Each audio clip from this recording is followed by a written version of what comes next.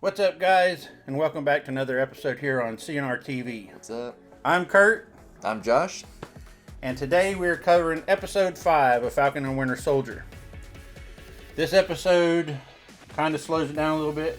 You think so? Quite a bit, I think. There was a lot of character building in this one. That's true. So you didn't get the excitement that we've had from a previous couple. There was some. As always, first we're going to watch this recap, then we're going to come back afterwards, and Josh has got his questions. Of course. And I've got a few myself this time. So all right. let's just hop into the recap. At this point, we've reached the 5th episode of The Falcon and the Winter Soldier. And as the longest installment to date, the truth packs in plenty of story ahead of what's promising to be a finale with major consequences for the Marvel Cinematic Universe. Picking up with the aftermath of last week's bloody cliffhanger, characters are once again moved around the board in order to set up the stage for what comes next. However, unlike Episode 3, Power Broker, enough happens to ensure this doesn't feel too much like filler. There are a lot of powerful moments in this week's episode, whether it's Sam's hard-hitting conversation with Isaiah Bradley, or the bond which has now been formed between Sam and Bucky. Bucky coming to understand why Sam gave up the shield feels like an important moment for him and those of us watching at home who aren't in Sam's shoes and can't truly imagine what it means to be a black Captain America in today's world. As per usual, Anthony Mackie and Sebastian Stan are in top form, but this time it's Sam's chance to shine, particularly in that conversation with Bradley and a superb training montage near the end of the episode. On a slightly less positive note, it no longer seems too harsh to say that the Flag Smashers might be among the MCU's worst villains. While Erin Kellyman is okay as Carly Morgenthau, delivering lengthy speeches about the world doesn't equate to a great performance. The character remains as directionless as ever. Despite some sort of grand plan being teased early on, the mission of this terrorist group has never been fully formed. But it feels like these super soldiers have gone from wanting to steal medicines, to wanting to attend a funeral, to wanting to kill Captain America, to wanting to stop an important vote from happening. We use the word want there because they're not really very good at any of this so far. On the plus side, Wyatt Russell continues to be nothing short of excellent, and is undeniably the best new addition to the MCU in a long time. This series may primarily be telling Sam and Bucky's story, but following the new Captain America has been every bit as compelling, and a future for John Walker in the MCU is a must.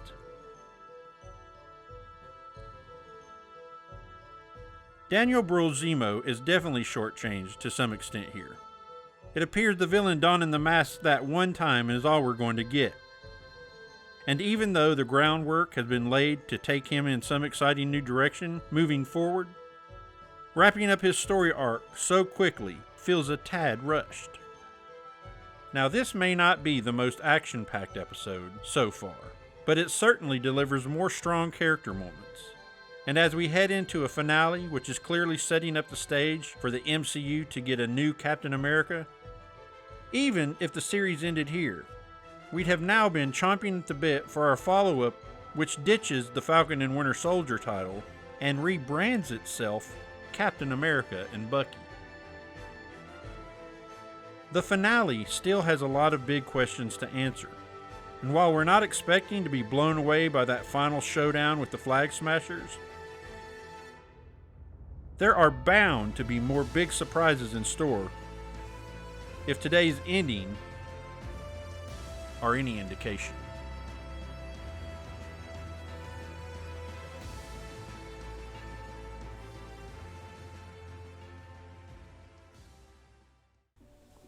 What do you think? That's a good recap.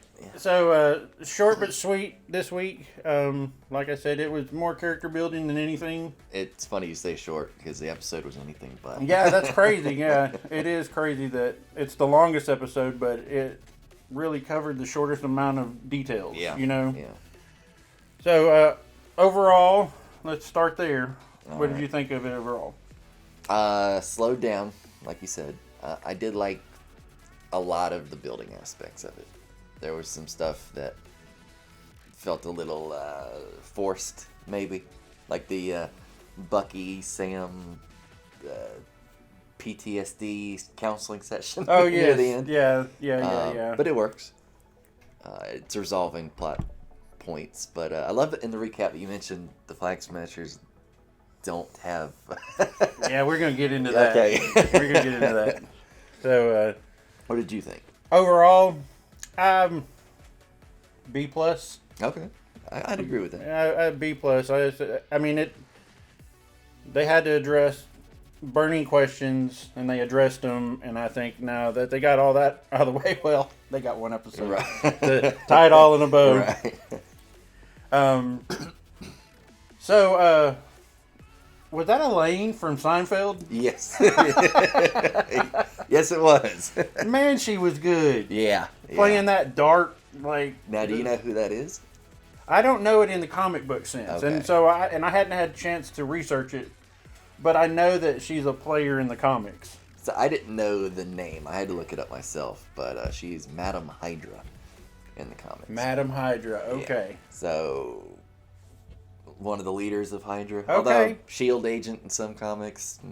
And she's embedded in the U.S. government. Yes. Gotcha. Yeah. I did not recognize the name. So, I take it that was the cameo, correct? I guess. Because I didn't really notice anybody else knew that. They talked up a big cameo for days. Yeah, so I'm assuming she's it, and I'm not going to brag, but just a little bit.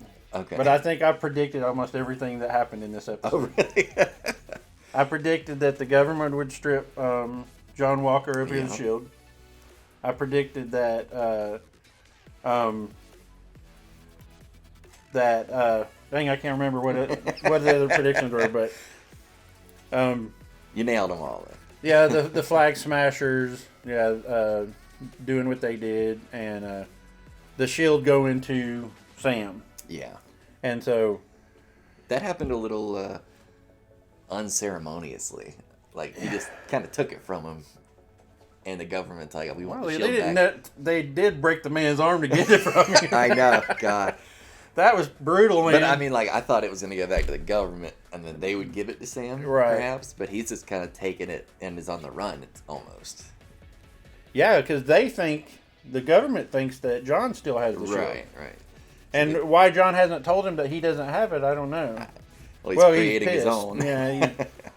Did you see that end credit scene?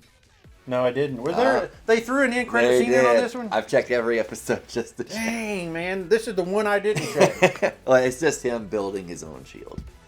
Welding it together and everything. Oh, so it'll be made out of steel or soda cans. Yeah, right.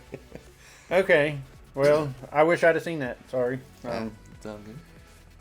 Yeah, so going into the Flag Smashers, as we had mentioned earlier. Yeah. They're really, if this is the true baddie they wanted to give us in this series, they're really bad at it. Yeah. Yeah.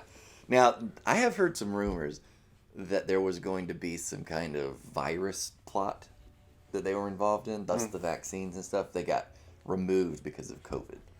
Right. I don't know how true that is. That could explain why they're a little. I did all hear over about the place. reshoots on that episode. Yeah, because they seem completely all over the board. Like, that's one note I took is it's like they want us to sympathize with them, and then hate them, and then sympathize with them, but then they're the bad guy. I know they're sort of good, but they're really bad.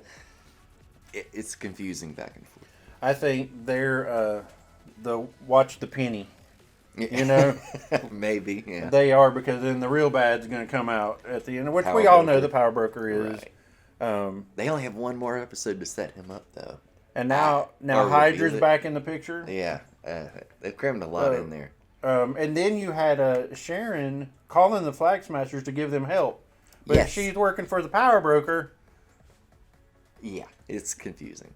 She called Batroc, who was the guy in the first episode. Right, yeah, the So French guy. she was involved in that operation, I guess, when they were capturing that soldier. Right. Is she good? Is she just deep cover? Golly, man, I don't know, man. I don't know. They're doing a good job of keeping us Guessing. guessing the whole time. Is she the power broker? Is she working for him? Is Is she a Skrull? And I mean, hopefully the next episode is 4 hours long, so they can really, Right. explain. Because there's no way they're going to explain everything in even a 60-minute. No, a big chunk of that's going to be them fighting, I imagine. Yes, it has to be. Yeah. And Sam getting this case from the Wakandans. Yep. What's in it? Prediction. The obvious answer is a new set of wings, or a costume with wings. That was actually a question I had taken in my notes, is opening up to the comments, especially what do you think is in that box? What's your take? I don't think it's wings. I think it's a vibranium Captain America uniform. Oh, Since he's interesting. not a super soldier, they're Right. going to give him a super suit. That would be pretty awesome. I don't think the wings go back on his back. Really? I don't think so. And I could be naive because I haven't read all the comics. Sure. And maybe he did have the wings and the shield. He did. Okay, But so that doesn't mean anything necessarily. but if he's got the wings and the shield, then does that mean Torres does not become Falcon? I don't know. I can't imagine Torres becoming Falcon in this series. Maybe they're introducing him to take that role later, but I can't see it ending with him in that role. Right. Maybe he takes over as like a drone pilot for Red Wing or something. Some minor role, so then he can step into that costume later. But Well, I would that's one of the questions I had. What else did you have? oh, let's see. We hit a lot of them actually. Just one note: the opening fight was awesome. Oh yes, When that's they- a great fight. They broke his arm to get the shield up. Oh, man. Ah. And and then he was kicking their ass for a minute. and then they ripped the wings off. Oh, Oh man. yeah, dude. But then they used his body like a baseball bat. I loved that. Let's see. Valentina Allegra de Fontaine. That was Elaine's name. Yeah. And then she had the black business card. Is that right? They said there was Yeah, nothing on it. yeah, It there was was black nothing and on it, white. right. Yeah. I was confused by that. You probably have to hold it under a light or Maybe, something. yeah. Zemo, taken by the Dora Milaje. They said they were taking him to the raft. Right. In the comics, and I think actually in Civil War, that is run by Thunderbolt Ross, who is the big bad of the Hulk. And even more importantly, he's the one that creates the Thunderbolts team, which is like a Avengers with supervillains. And he's the one that put half the Avengers in prison too, right? Right. So Zemo leads that team sometimes in the comics. Right. So I'm wondering if they're going to set him up to be like a Dark Avengers kind of thing. Because they've hinted at that being a potential movie. you know he's too good a character to put back on a shelf somewhere. Yeah, right. I've really liked him this show. It has a lot to do with who's acting him, but Right. Anyway. And one more thing is the new shield. I put new shield equals LOL. Okay. Because I'm gonna have to go find that. And the minute they hit, like if Bucky hits that shield with his mechanical arm, it's gonna break because it's steel, right. presumably. But he's going mad now, man. He's He's completely lost his mind. Like the very first shot with him, he's That completely dude- broken. That dude's a good actor. Yes, I've been very impressed. The acting has been very good on this show. It has, yeah. Do you think we'll see any more of the Wakandans? No, Yeah, I don't that's think. Not in the finale. I don't think we see. Yeah, him. that's a shame. What predictions? What do you see happening in the finale? So remind me, when we left the Flag Smashers, they had gotten that equipment from Batroc, Yeah, and they were in New York. In New York. Right. And then they were going to go stop The a vote. vote for pushing refugees back. Right. Okay. Yeah. What is it? Anyway. The Repatriation Council or whatever it's called. Yeah, and at the end, the lights go out, and those Right. two guards say, "One world, one people," or whatever it is they say. Okay, so obviously they're going to be attacked. I'm assuming held hostage. Bucky, Sam arrive to stop it, and then they get attacked by power broker people. Which will include John. Yes. Right. Yes. That's what I think too. I think the final fight, whatever, and the final reveal of who the real baddie is going to be in that chamber. Yeah. Now, surrounding it, is Madam Hydra, for lack of remembering her name, is she working for the power broker?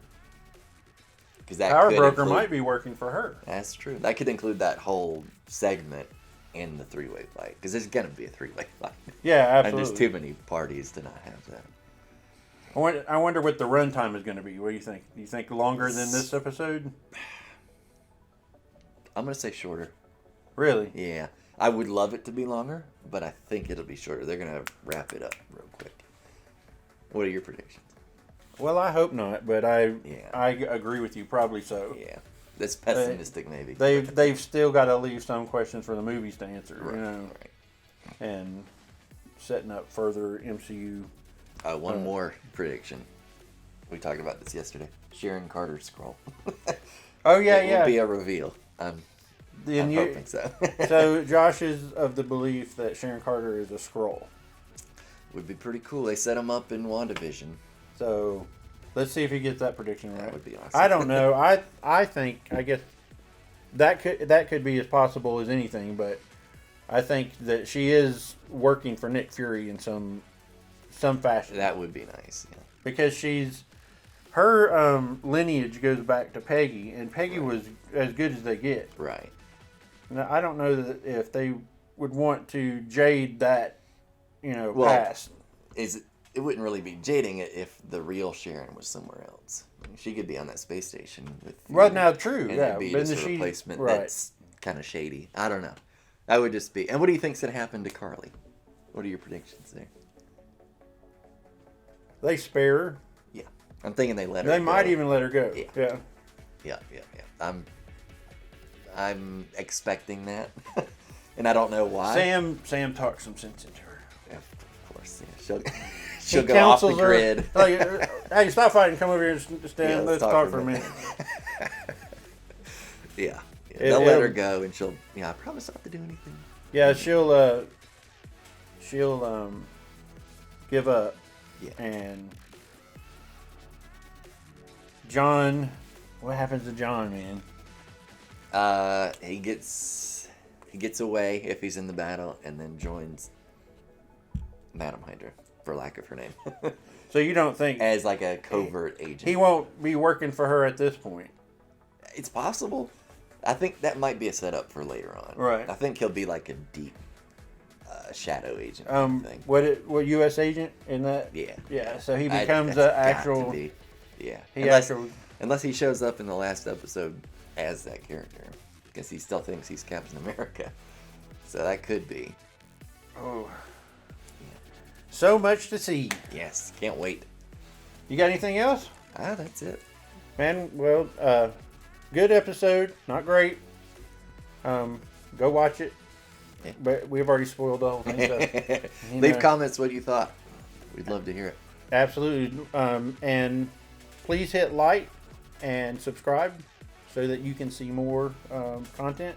We've got some challenges coming up. Oh, boy. So it is a challenge and review. So that's right. It's in the name. Josh has just become a new dad. And so stay tuned for that after we finish this Falcon and Winter Soldier series. All right, we see you guys on the next video. See ya.